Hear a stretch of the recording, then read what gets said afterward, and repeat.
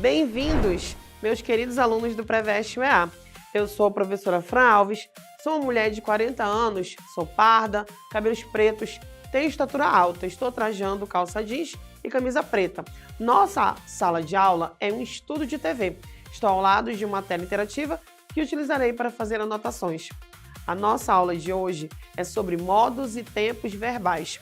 O verbo é um conteúdo super importante para a gramática e as questões da UEA geralmente cobram a aplicação desse conteúdo nas questões relacionadas à língua portuguesa. Vamos entender o que os verbos dizem para a gente. O verbo, ele gosta muito do número 3. E então, relacionado a modo verbal, nós temos 3 modos. E o que é o modo verbal? O modo verbal é a maneira, é a situação em que o verbo se enquadra na realidade. Vamos lá? Nós temos o modo indicativo, o modo subjuntivo e o modo imperativo. E como o verbo gosta muito do número 3, existem 3 tempos verbais simples: presente, pretérito e futuro. Aí você diz assim, prof, então eu não preciso memorizar aquela quantidade enorme de tempos verbais do modo indicativo e do modo subjuntivo? Precisa. Só que é importante você saber que existem 3 tempos primitivos. Então, vamos comigo memorizar. O modo indicativo expressa certeza. Então, nós temos 3 tempos de certeza: presente, pretérito e futuro. O presente é o que acontece agora. Eu canto. O futuro é o que acontecerá em um futuro recente. Então, eu tenho o futuro do presente e futuro do pretérito, que é um tempo condicional. E aí, nós temos o futuro do presente. Eu passarei no vestibular. No caso, você passará no vestibular, vestibulando da UEA. E o futuro do pretérito, eu passaria no vestibular, se acompanhasse as aulas do Preveste UEA. E aí nós temos também o pretérito, que também é dividido em 3. Pretérito perfeito, um fato passado que foi concluído no passado. Eu passei no vestibular. O pretérito mais que perfeito, que é uma confusão que muitos alunos têm dificuldade, que é um tempo verbal passado de outro tempo verbal. Então, o nome pretérito mais que perfeito porque ele é passado do passado. Então, por exemplo, quando eu cheguei à aula, a professora já começara a explicação. Então, ela começou antes de eu ter chegado. Passado do passado. E temos o pretérito imperfeito, que é um passado não concluído ou um passado rotineiro. Por exemplo, eu preenchia o formulário quando bateram na porta. Então, eu não terminei de preenchê-lo. Eu andava todos os dias por essa rua. É um passado rotineiro. Tudo bem? Aí nós temos também, com relação aos modos e tempos verbais, o modo indicativo, que eu acabei de falar. Como vocês puderam ver, são 6 tempos verbais, 3 primitivos, totalizando 6 tempos verbais ao todo.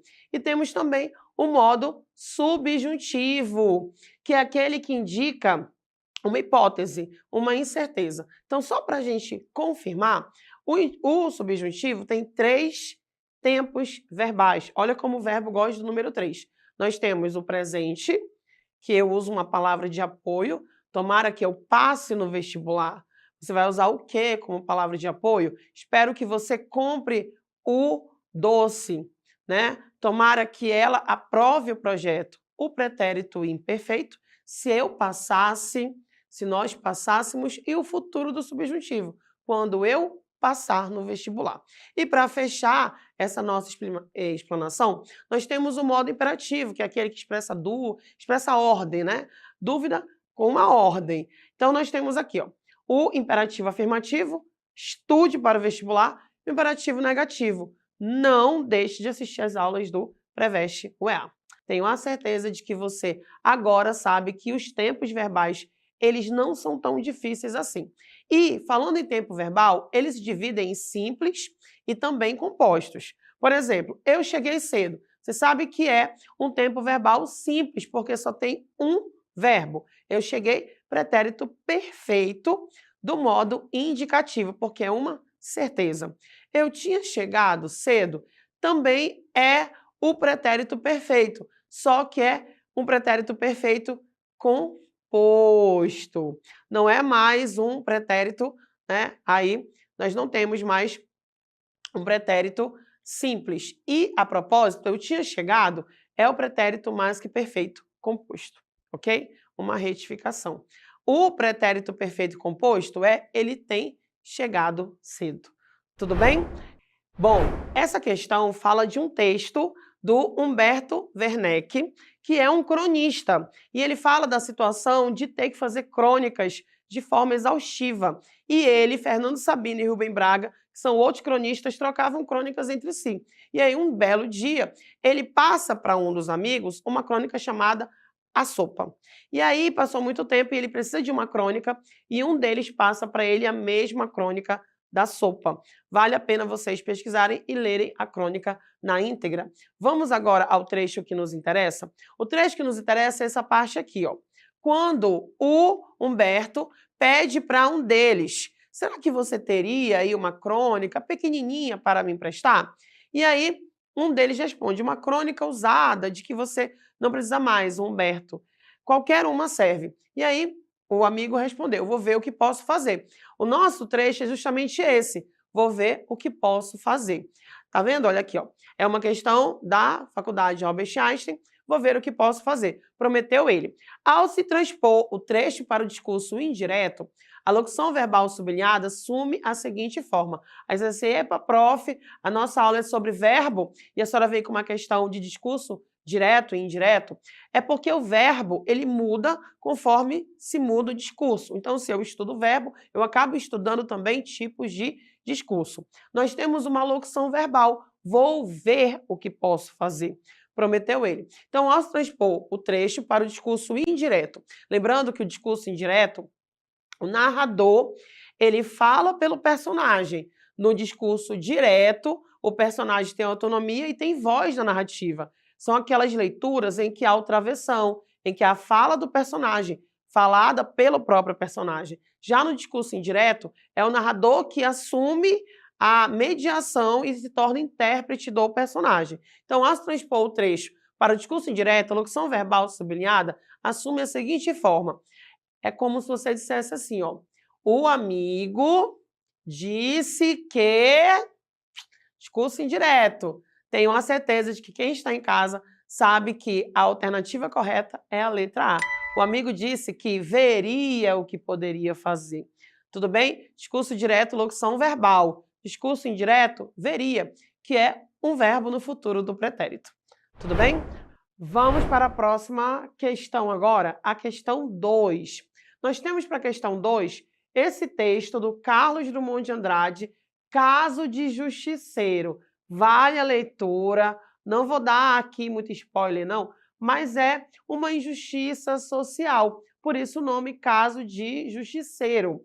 Bom, após a leitura da crônica, quando você estiver estudando para o EA, é super importante fazer a leitura atenta dos textos e fazer aí a retirada da parte em que a questão se refere, né? Tirar essa parte, esse contexto do texto. E a leitura completa também é super importante. Então a questão diz o seguinte, ó, agora vocês é que vão engolir tudo se maltratarem este rapaz, né? Então essa parte aqui diz o seguinte, ó, se maltratar este rapaz.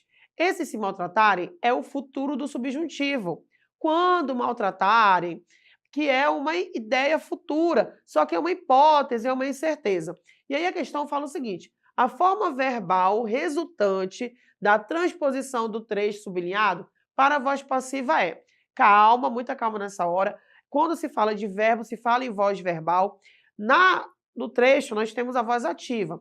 Passando para a voz passiva, nós vamos ter que utilizar o objeto direto como sujeito na voz passiva. A voz passiva é quando o sujeito sofre ação verbal. Na voz passiva nós temos dois verbos, o verbo auxiliar e o verbo principal. Então, como é que ficaria esse fragmento na voz passiva? Que, no caso, é analítica, né? Sabendo, olhando para as alternativas, nós não temos nenhuma partícula si para ser a voz passiva sintética. Então, o objeto direto é este rapaz. Quando este rapaz, se este rapaz, né? Então, com certeza, você que está em casa já sabe que a alternativa correta é a letra D, quando este rapaz for maltratado, que é o verbo ser no futuro do subjuntivo. Na transposição da voz ativa para a passiva, o objeto direto da voz ativa passa a sujeito da voz passiva analítica.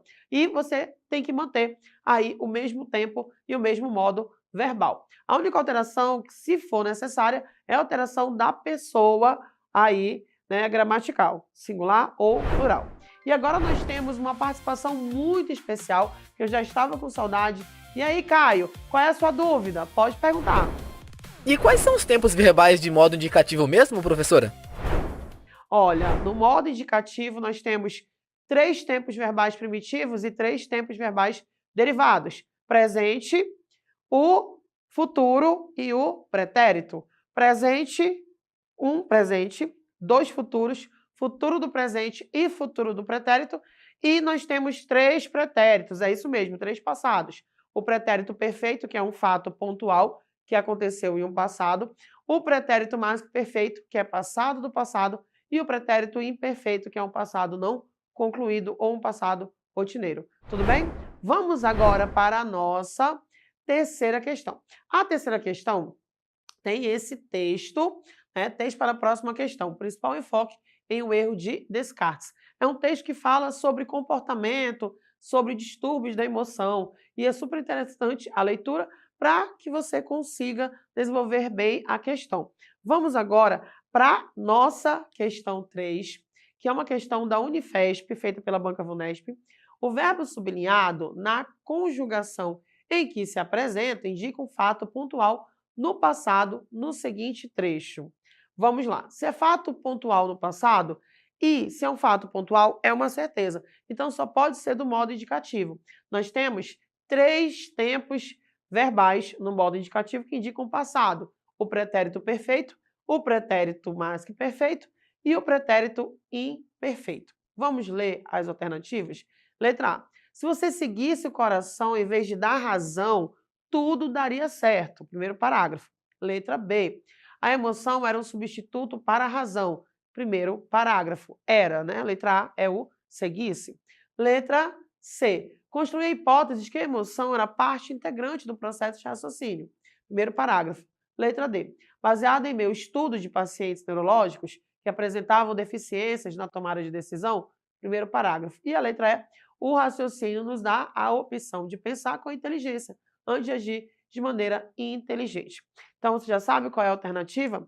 É claro que a alternativa é a letra C. Construir a hipótese de que a emoção era parte integrante do processo de raciocínio. Gente, um fato pontual do passado é um fato que aconteceu no passado e terminou no passado, que é o pretérito perfeito, que traz uma ação passada totalmente concluída. Tudo bem? Então, a letra A não tem a mínima condição, sendo que a letra A, seguisse, é o modo subjuntivo, né? Pretérito imperfeito do subjuntivo. Era é o pretérito imperfeito do indicativo. Construir, pretérito perfeito.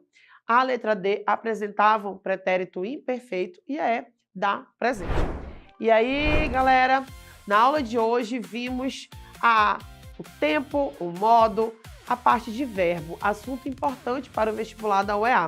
Baixe o aplicativo do Preveste UEA e siga as redes sociais do Preveste UEA para não perder nenhuma novidade. Não pode esquecer de assistir as aulas, baixar os aplicativos e seguir as nossas redes sociais. Fique com Deus e até a nossa próxima aula. Um beijão!